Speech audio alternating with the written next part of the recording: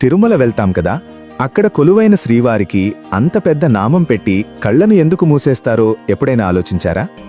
దీని వెనక ఒక ఆసక్తికరమైన కథ ఉంది. ఒకప్పుడు వెంకటేశ్వర స్వామికి ఇప్పుడున్నంత పెద్ద నామాలు ఉండేవి కావు. ఆయన తన దివ్య నేత్రాలతో భక్తులందరినీ స్పష్టంగా చూడగలిగేవారు.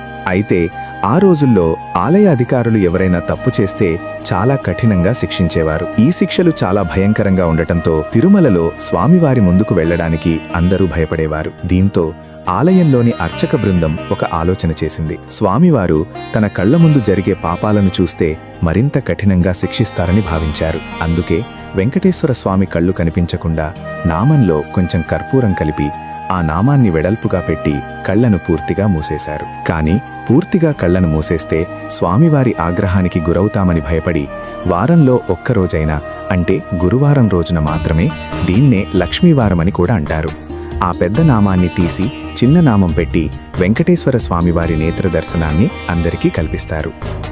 అదే రోజు స్వామివారి నగలను కూడా తీసేసి స్వామివారి నిజరూప దర్శనాన్ని భక్తులకు చూపిస్తారు. ఈ అద్భుతమైన విధానం ఈ రోజు వరకు కొనసాగుతోంది. మీలో ఎవరైనా శ్రీవారి కళ్లను దర్శించుకొని ఉంటే గోవిందా గోవిందా అని కామెంట్ చేయండి.